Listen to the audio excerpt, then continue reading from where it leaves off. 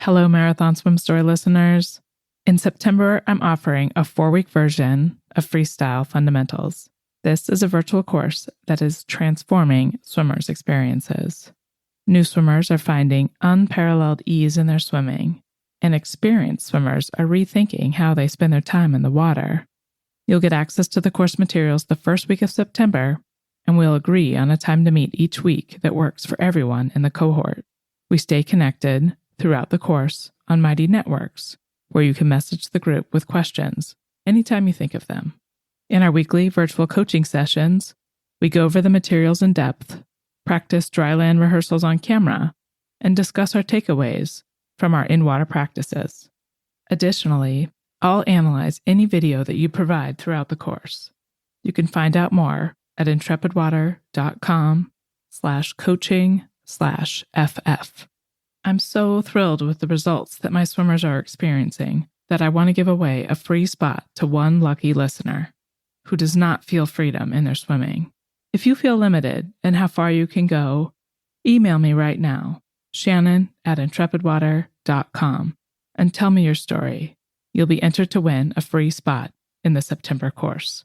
Good luck.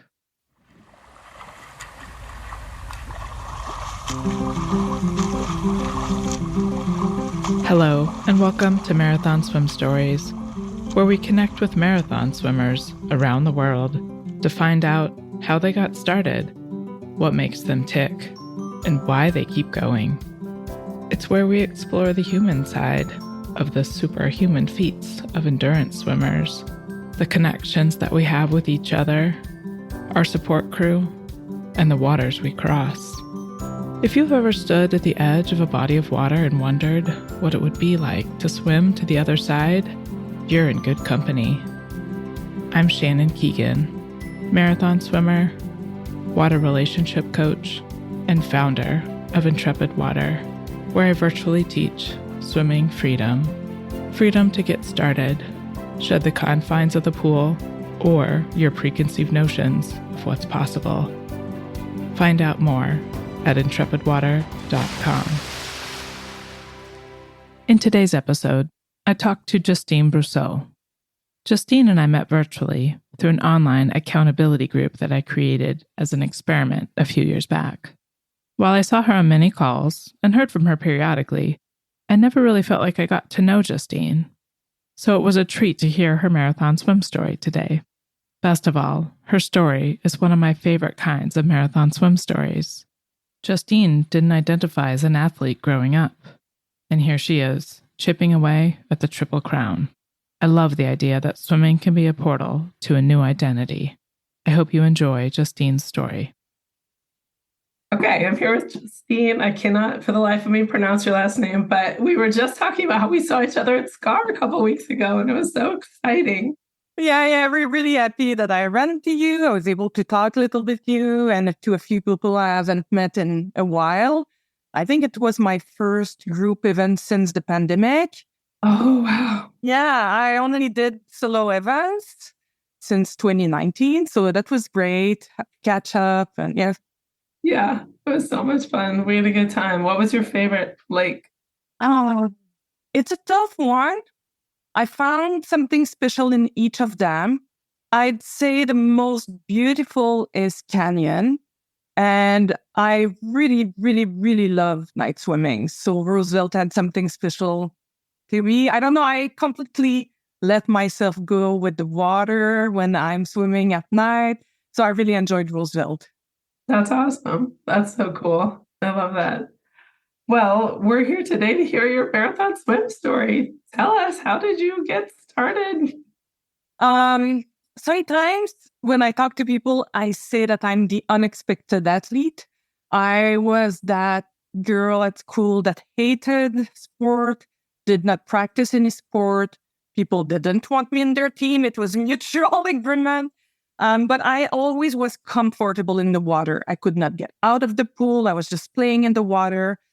So at some point, I remember very clearly that at 10-year-old, I thought, this is it. I'm too old to learn something. If somebody is good at gymnastics, They're good because they started already. And if somebody is good too, I thought, okay, they're good because they started already. So I gave up on trying sport. And then in my early 30s, I was very sedentary. I was smoking. And then I decided to get in shape. So I registered for a sprint triathlon. And I started to swim through triathlon in 2010. So my first triathlon was my first experience in open water. Yeah. Freaked out, really. It was not love at first sight. How did you decide all of a sudden that you maybe could be an athlete? Was it just something about being in your 30s? I just knew I needed something to be motivated to get fit. I was living in British Columbia at the time. I'm from Canada. I lived most of my life in Montreal, but I lived a few years in British Columbia, and they're very outdoorsy. So triathlon was very present. It was very so I just decided I would try it, but it was a one and done thing. I'm going to do this one, and then I'm going to go to the gym afterwards. But I fell in love with the endurance sport. So that's great. Yeah. Yeah. Well, I just did triathlons year after year. It got longer and longer. And then in 2014, I did an Ironman, a full Ironman. And I just realized afterward, it's very weird the feeling you have after these long events or very things that you work for many years, and then it's done and you feel kind of empty. And I reflecting on it, I feel that I wished I could skip the cycling and running part. I just wanted to swim.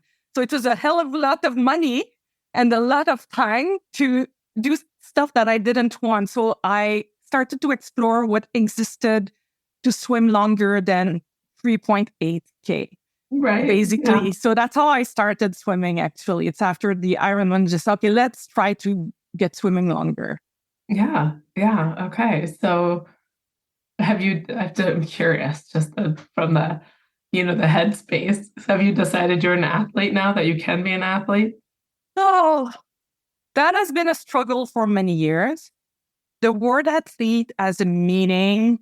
I think a lot of us athletes and distance swimmer and people who do breathing have imposter syndrome. I'm one of them, like many other. And I find that word, I was accepting it as a triathlete because it's a word. It doesn't mean athlete. But I think it's been 2 years now that I'm able to present myself as somewhat an athlete. It took a long time. Yeah. I'm wondering, how much of that I feel it too. It took me a long time to even call myself a swimmer, which is funny to think, right? But like the labels, like they can be really intimidating. You're like, well, what does that mean? If you call me a swimmer, I mean, I have to swim every day. Like, I want to swim every day. Like, don't call me that, right? So it's interesting. But then I think we can kind of embrace it more. I don't know if it's age probably facilitated. I don't know. But anyway, so you decide to do something longer. What did you find after what was the first thing you found after your Ironman? That's a very interesting story. So one of my friends told me about the swim, which is called the Big Swim. It's a fundraising event, and you swim from Nova Scotia to Prince Edward Island by the Confederation Bridge. I think it's a 15 or 17 kilometers. So I trained. I was super committed, trained really hard. I was very excited. Got there, was so stressed. And for the story, in my last triathlon years, I was so sick the night before the event that I was getting dehydrated. I was throwing up all night. The anxiety was so bad. So I felt that before that first event. And then showed up, and the event got canceled on the beach. So we had to pack everything, to put the kayak on top of car and drive. I don't remember how many hours. For the first hour, nobody spoke in the car. It was so difficult. But you know what? It was the most important swimming event of my life, and it changed my life because I learned that it is a privilege to start, and there's no reason for getting sick before something that is a privilege. Wow. And I got so hungry or more. Yeah. That the year after I showed up at the Swim the Kingdom week. So I trained for the Swim the Kingdom week and just went there, and I met so many people. So it was, for me, that big swim was a life-changing event because of all that it triggered. Yeah. Wow. That's amazing. I love that too, just that it's a privilege to start, and like, why you don't make yourself sick over it, right? It's just another day. I love that. Did you know that there's more to swimming than just putting one arm in front of the other? You've developed a series of habits over your time in the water. How are those habits serving you? If you'd like to swim faster, but feel like nothing you do in your training helps, or perhaps you're inspired to swim further, but it doesn't seem possible, let me know. You are biologically wired for change, but you can't do the same thing that you've always done. It's time for something different. I've created a 6-week program to rewire your brain to swim freestyle efficiently, suitable for any level of swimmer. Check out intrepidwater.com to find out more about my Introduction to Freestyle Fundamentals, self-paced, and group coaching programs, or email me for details. Shannon at intrepidwater.com. So then you did Kingdom Swim Week. That was it that same year? In 2018. So that event was supposed to be in August, the big swim. I reflected on it, everything, and then I found the event in Vermont, which is close to home. I'm probably an hour and a half from there, so it was easy for me to go there. Yeah, I did the Kingdom swim and then the Swim the Kingdom week. And I did the full week, yeah. In the same year. Yeah, in 2018. That's awesome. Yeah, I love that too. Like, it's so relaxed, I'd say. Like, scars actually build as a race. brings its own anxieties up for me. You call it a race in the desert, but Kingdom Swim Week feels very casual. I mean, I never felt any like racing pressure. What was it like for you? It was a culture shock coming from the triathlon where there's so much noise and so many people. And I still vividly remember the first day where we were in the water, and I don't remember the name of the guy, but he was the one giving the instruction. You're going to go to the cliff and then go to that dock and then go to that tree. And it was really, I was used to have all of these, the signage and everything. And then he says, go to the cliff. And then nobody moves. I said, what do you do? Go to the cliff. That was the start. So I was just to events with the cannons and the planes. And so I was, whoa, what is that? And there was that was a shock, but also how the community was welcoming. It was something so special to me. I think this is the first time I really felt I belong. And I met Charlotte there, Charlotte Brand, who was so helpful that week. Said, don't worry. She said I was stressed. Said, don't worry. You just eat your sandwich after every swim. You're going to be fine. Just take it easy and eat the sandwich. And I still remember that. And it's true. She was right. Because I had not swum more than 12K once before going to that swim. So it was very scary to repeat day after day after day. Yeah, that is a big, to feel that you can do it. I remember the first time I went to Kingdom Swim too, and telling Phil, like, I don't know if I can make it today. My shoulder's hurting, whatever. And he's like, well, why don't you just get in and try?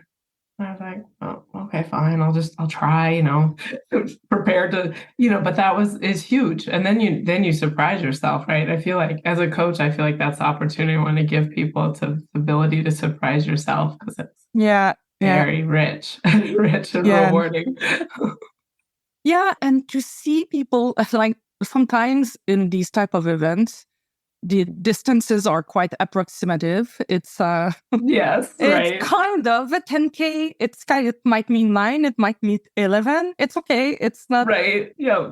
And I remember I did swim at the beginning of the year, the Son of a Swim, and it was a 10K loop in the Memphremagog Lake, and I had a terrible time. I hated it because there was waves And I kept complaining and I wanted to go faster. So I skipped my feeds so that Right. I would get faster. I think we all did that once. I was, So, yep. and then during the Swim the Kingdom week, we end up swimming the same 10K loop in that same lake. And I had similar conditions, but I took off 45 minutes from the first time just because in between I understood that I needed to have fun. And I believe that just because I approached the waves differently, more like a game, Yeah. it changed everything. Yeah, I love that. That's so great. Okay, well, I know you've gone on to do some awesome big things since the Kingdom Swim Days. So that was your welcoming, and what a beautiful community to be welcomed into. That's awesome. So then where did you go from there? I repeated the same thing the following year but with the double Masawipi. So, which means the Masawipi Lake is close to home. It's in Quebec. It's a 15K plus or minus 15K swim. So the double was almost 30K. And it was the third day of that full week. So I took that challenge on. I think that to date, this is one of the most difficult thing I did. I was physically trained. Today, I think I train way better, but I had trained for it. But I was not as tough mentally as I am now. And at some point, I kept complaining. I think and it was a tough year in 2019. The wind was in our face the whole way out. And then when we turned, the wind turned. So, That sounds horrible. Yeah, it was really tough. And I kept complaining, but I finished it. And I was able to swim the 10K the day after.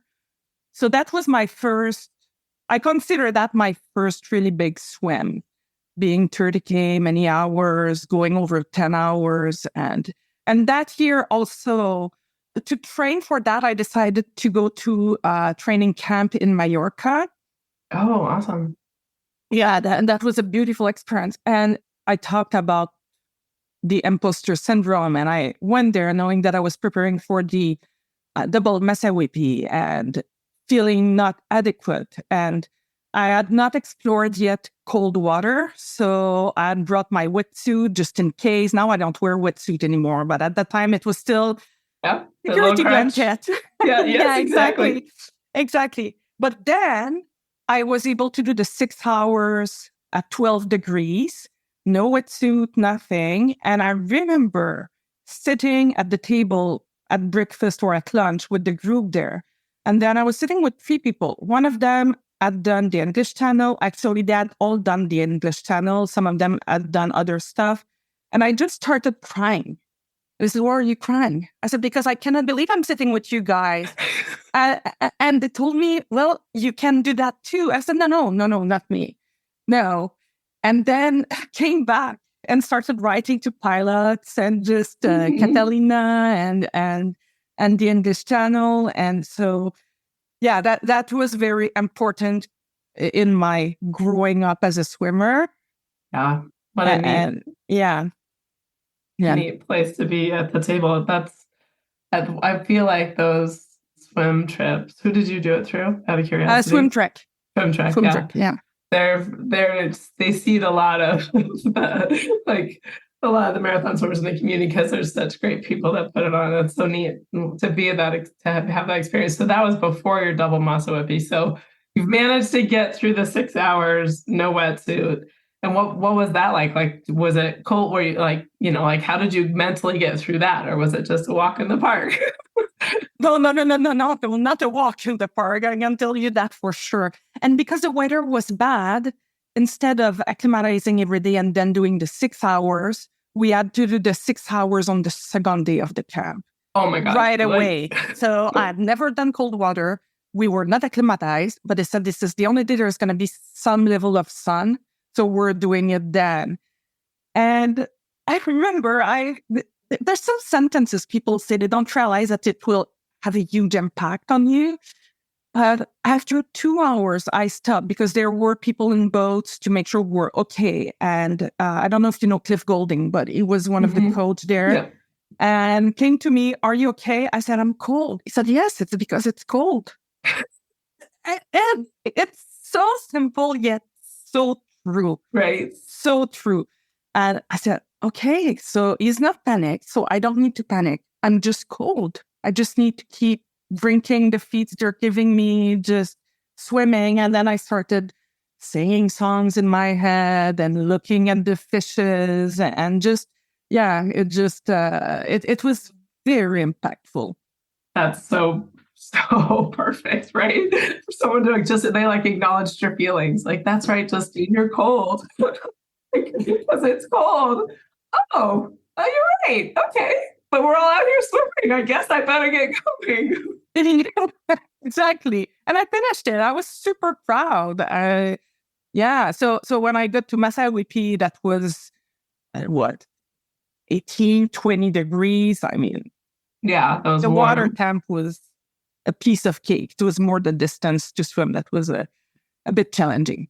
Right. Yeah. So tell me how you got through that one. You said you complained a lot, but I think that's, we all have our own kind of emotional, like, how do you find that you like keep the emotions in, or do you like let them out? Like, how do you deal with those kind of like really uncomfortable situations? Yeah, I'm very much in my head.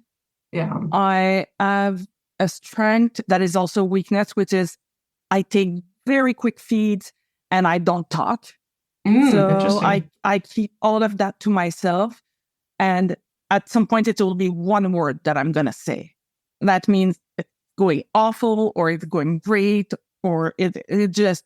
So I kept a lot of myself. I really, really, really struggled for the first 10K, having negative thoughts and just thinking I would not do it. And funny story, I have a friend that lives by the lake.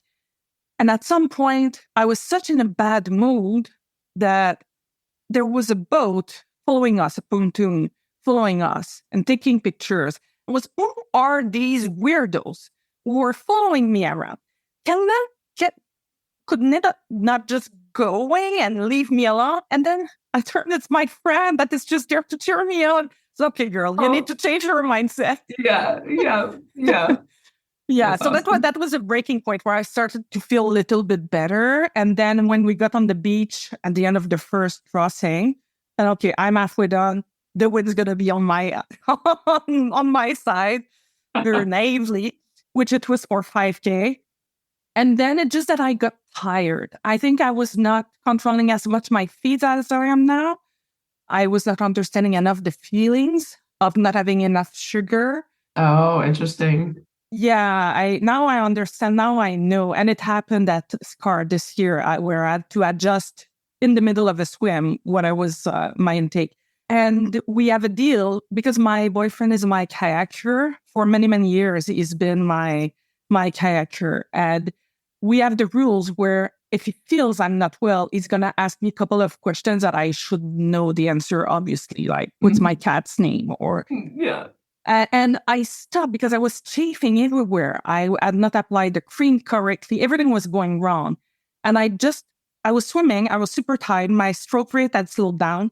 And then from his perspective, I just died because I stopped moving. What happened really is that under the water, I took my hand and came to adjust my strap because I was in pain from the chafing. But my head was still in the water. You don't think straight. So he freaked out. He started to ask me the questions. And then thankfully I was able to answer. And I saw Phil White's boat around. I said, oh, he's okay with me still being slow and swimming because that was the main thing was I'm the last one. Mm-hmm. I'm slow. He's going to get tired of waiting for me. And no, it was very... At some point, I understood that everybody wanted me to finish. So I pushed through and I was able to finish. And since then, I've learned not to complain as much because every time I complain, I stop swimming. I get my head out of the water. I talk and then I need to restart swimming. So I'm going to restart swimming anyway. So why stop and complicate things? That's awesome though that you've got quick feeds. And that, I mean, I don't know, tell me too how you know like when you've got to adjust mid swim for like adjusting your feeds. I don't know. Now I feel it from it's not the energy level, well, a little bit the energy level, but I get pretty cranky. Usually I'm a happy swimmer. Okay. I swim happy. And if I'm a cranky swimmer, there's something wrong with my feet. So that just the way I get a little bit of a headache, the way I feel I move, my arms are a bit heavier. And then I did that at Catalina, I did that at Scar, I did that a couple of times to give instruction during a feed on how to adjust my feet for the next few ones. Yeah. Yeah. So what do you do? Do you just like take a shot of sugar? How do you remedy it? It's different each time. It depends also how much stuff we have. Like if it's just a kayak, I don't have that much stuff. So I had gels that I had used in pool training. I tested them as a backup feed. So when I realized that my feeds were too light, I switched to the gels. I knew I could do that because I only had 2 hours and a half left. I could not have done that for 10 hours. Gels for 10 hours will kill you. It's like a brick in a stomach. So I really love lighter stuff. But I wanted to try different things to continue to adjust. I'm trying to switch the product I'm using. And so I wanted to do some tests. And so, but usually it's really in my mood and a bit of a headache. Interesting. Yeah, that's great though. It's good to have that. I guess that's why we practice, right? So we keep going back, like see what we can learn this time. And my fear is that at some point the body adapts to what we're doing, so that we need to adjust a little bit more. Yeah. And the body changes with the age, with the hormones, the weight fluctuation, and so there's a lot of factor. And what worked 2 years ago doesn't mean it will perfectly work this time. Right. Yeah. So true. Yeah. I find myself bringing like, well, maybe I'll need this. I bring so much stuff on the boat, but like you said, a kayak, you can't necessarily do that. You should see me when I cross the border with the plane, and I have tubs of powder in my checked baggage, but I also have tubs of powder in my carry-on in case they lose my luggage. And then I give some to my boyfriend so he can bring some. And when we get to their side, it was good. I have everything for my feet. I'm good. Yeah. Oh, the lengths would go. Okay, so you went to Mallorca and then you did your double Masa Whippy, and then and it was tough. It was really tough, but you had already talked to these people who were like, yeah, you can probably do these big channels, and you'd already started messaging them, huh? Yeah. So the same month I booked Catalina for 2020 and the English channel for 2022. And because of the pandemic, we had to postpone from 1 year the Catalina swim. So I signed both contracts the same month. I was okay, I'm going to go there. I'm going to try it. And to me, Catalina was the practice one because it's closer to home. So it made more sense. Is it really closer to home for you? Oh, it's not at the same continent. The flight is almost as long. Yeah. I don't know. In my mind, it made more sense. So, and I could do something faster because I was surprised how long it can be to get a spot for the English channel. So, the next thing I did was Catalina. And how did that go? Oh, I had a magical day. It was not that it was not challenging. Obviously, it was. But I had brought a lot of friends with me, because I was scared that some of them would be stopped at the border because of COVID. And it was so I said, I'm going to bring more friends. And finally, they could all come. So we're a big bunch of people. It was like a big party on the boat. That's great. And I felt, I don't know why. I was so stressed before getting in the water because I always am. And then I was on the plank of the boat. And they said, okay, you can jump. And then I just was not able to jump. So the boat started moving and the captain told me, you jump now or we wait 10 minutes because I need to move the boat so I just jumped. I just wanted. And then got in the water and there's the bioluminescence. Mm-hmm. Yeah. And it's like the stress just disappeared instantly. I was, oh my God, that's so beautiful. And I was just so happy. And I was super scared the water would be very cold. And then it was like 18, which is perfect for me. Just jumped in the water in the middle of these blue sparkles. I was, oh, that's going to be that way. That's going to be a good day. And so I started swimming. Everything was super good. I made quickly some adjustments to my feet because I wanted to start with very light feet to not overload my stomach. But after 2 hours, I knew it was not working. So I gave some instructions, took some jelly babies to get my sugar back up, and then they adjusted my feet. But other than that, I didn't say a word for 7 hours during my feet. I took my feet silently. And then when the sun rose up, I remember I had prepared that for hours. I was swimming and I was telling myself, when the sun is up, I'm going to yell good morning to everybody on the boat. And then, so I had not said a word for hours. And then I stopped for feed and I said, good morning. And everybody kind of laughed and just were, okay, she's fine. And I was in a super good mood. And then there's a cold water wall at the end of Catalina where I knew it was coming. I knew when I was getting in it. And people stopped me and they said, okay, so it's cold. How do you want to manage it? I said, oh, it's cold. It's fine. It's all good. It's all... And I was just, so it was very, very, very happy day. And I have incredible memories because I had friends filming some parts, but also something beautiful happened a few weeks after where, on the beach, there's some tourists that are hiking there. And there's one tourist that filmed my finish. Oh, wow. And they found me. I don't know how they found me, but they found me and they wrote to me and they said, we have a video of you finishing your Catalina swim and we'd like to send it to you.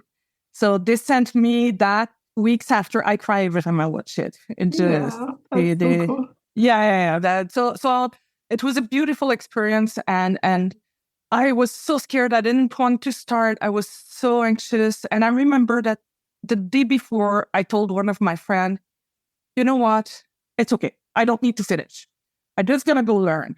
And at the end of that swim, no matter what happened, I'm going to be a better swimmer. And I think that taking off that pressure and just being able to enjoy being in the water, it made it picture perfect. That sounds amazing. Yeah. So there wasn't any, it sounds like there wasn't really any tough parts. You pretty much, you had to swim all the way from Catalina into the mainland, but yeah. No, I think people were more concerned than I was at some point. They kept checking on me, but everything was fine. It's really just at the beginning when my feet were not well adjusted. And one of the kayaker, which was a local kayaker, he had decided that he would flash a light to tell me that my feet was coming. But my eyes are so sensitive to light and it triggered a migraine. So I took Advil with the jelly babies and then everything was resolved at the same time. Wow. And we switched to a red light, which was much more gentle for my eyes. Yeah, but other than that, really, it was, I would not say eventless. I think, there was spot of dolphins. Apparently there was a whale coming behind me. Never, thank God I didn't see it because I don't know what would have happened. But no, really, it was very positive memories. Maybe selective, but very positive memories. Right. Yeah, very cool. So then what was after Catalina? After Catalina, it was my channel attempt, which was last summer. And obviously I did other swims in between. There's a great swim in Quebec called the Tremblant swim. There's a couple of things here and there, things in the kingdom. So I did that. And then I attempted the channel. I was 11 hours and 7 minutes in the water. So that's still, I did not put on the other side, but it was a great learning experience. I don't know if they were tough conditions. They were conditions. had big waves for the first 3-4 hours. I had trouble getting.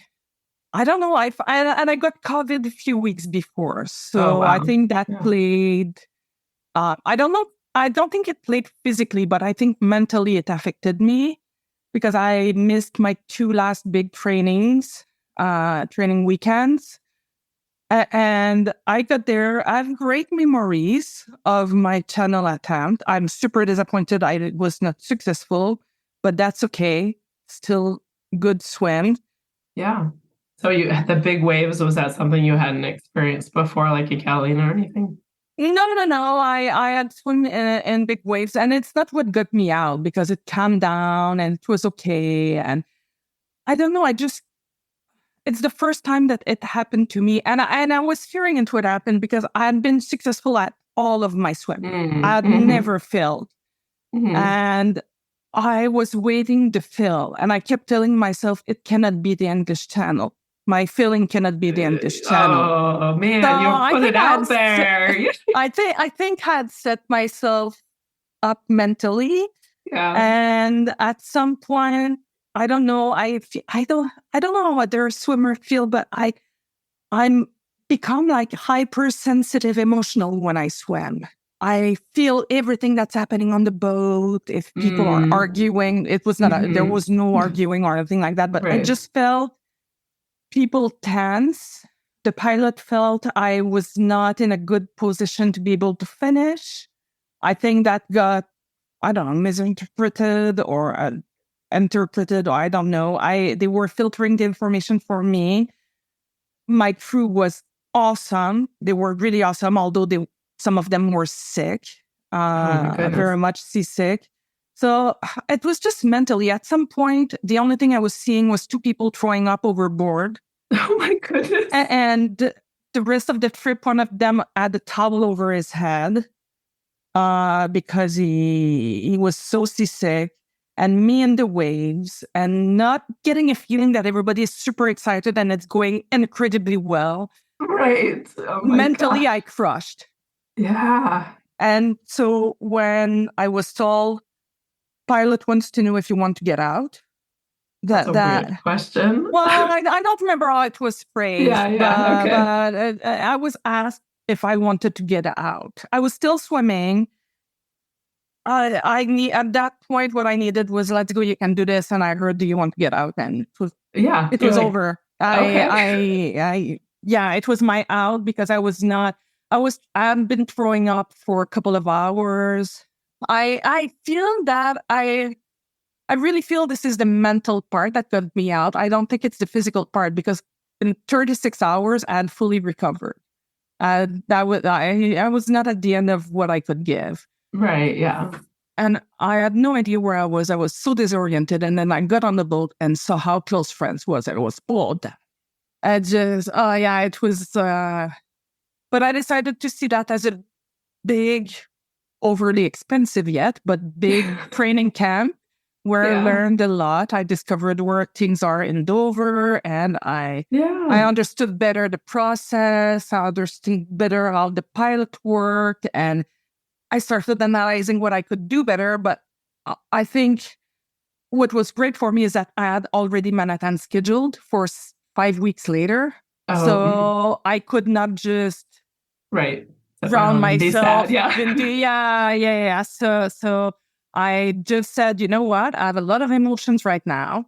I will allow myself a week to go through them. And then we shut the door. You go back to training. You complete Manhattan. And then you can analyze and go through your emotions and go. So yeah, I sorted that out over the fall and early winter. So it's still a very positive experience for me because I learned so much. And I know that my next attempt, which is coming this year, I'm going to be able to get to the other side. I know physically I can. I just need to get my mind games better. Yeah. Well, I think it sounds like, just listening to you, that this with your crew all being sick, like I kind of feel the same way. Like if there's something on the boat, I'm like, oh, what's going on? Like, why are they talking? Is it me? Like, so That takes a toll, especially as much as you compartmentalize and keep things in, just from what you're talking about. So I think like that now, like, well, no, they're here for me puking or not.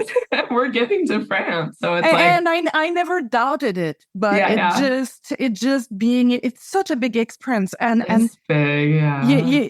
you go to Catalina, it's pretty much as long. It's different, but it's pretty much as long. And you don't put yourself so much pressure on. But the English Channel, it's the English Channel. Yeah. It's there's something with it.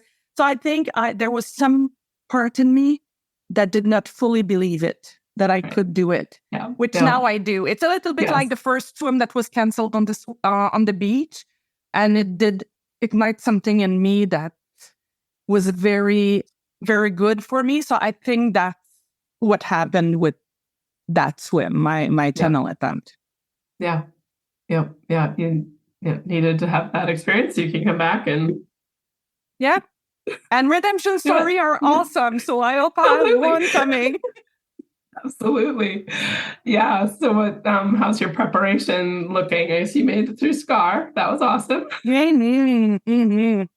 Yeah, my preparation is going well. I find it challenging. I booked SCAR not knowing I would be able to get a spot for the channel. So I did not expect to have a season that would run from April till October, because my attempt will be end of September. Oh wow! So I right now I started training slowly after SCAR, but I'm feeling the most in shape I've ever been. I felt so good at SCAR.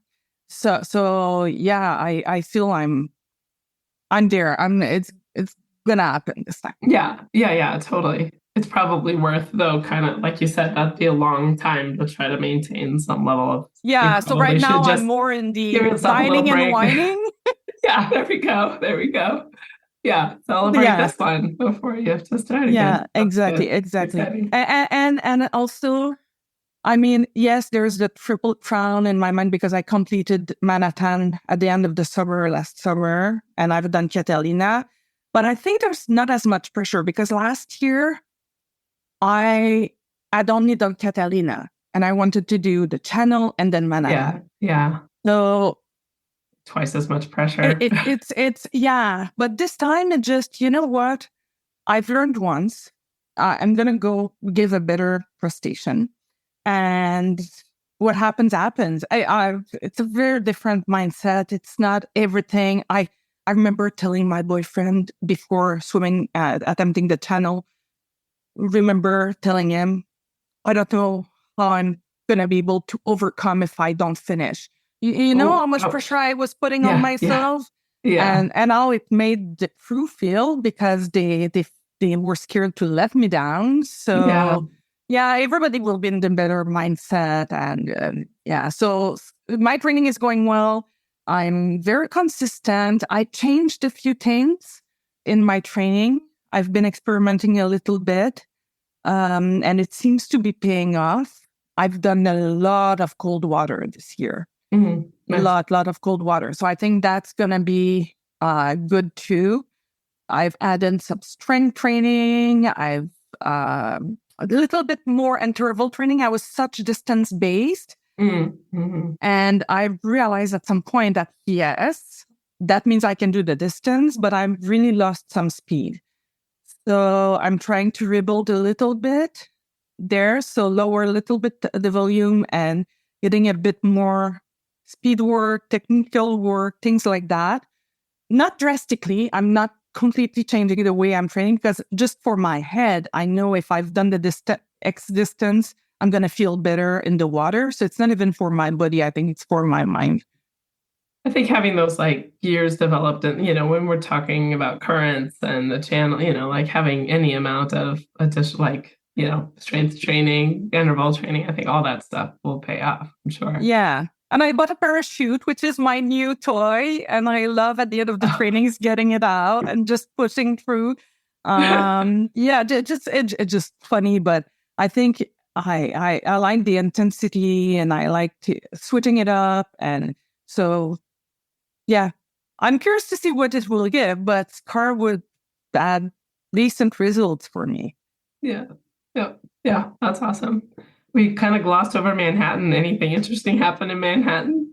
Manhattan is You arrived in New York, swam around Italy, hopped on a plane, you left. yeah, we drove actually, which was a fun weekend. It was a getaway. It was like a weekend with friends, and it was just a fun swim, quite eventless. Almost missed the finish though, because I started at Mill Rock, which is the junction of East and Harlem River, and almost got swiped by the current in the east and missing the finish at Mill Rock. So that was the only incident that happened, but no, it was okay. Yeah, it's just beautiful. I would swim Manhattan anytime, and I saw that they're doing a night one now. Oh, wow. Cool. I wish combining Manhattan and night. That sounds pretty cool. I think so. But no, it was I was well surrounded. My boyfriend did again an incredible job on the kayak. We became so much closer. We did something during the pandemic I didn't talk about, but because he's a triathlete and he's my kayaker, but during the pandemic, because everything was canceled, he decided to swim a 10K.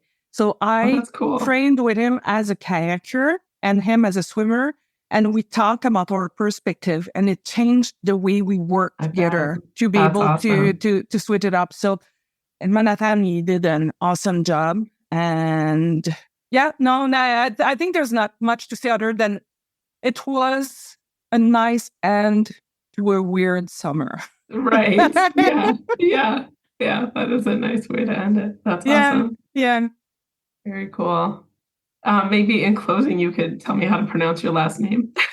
It's Brousseau. Brousseau. Okay. Yes. All right, I'll do the best I can. Please do. I don't mind. I know it's hard to pronounce. I usually just spell it when people ask me my last name. Right. Thank you so much for sharing your story, Justine. It's really cool. Thank you. Thank you for having me.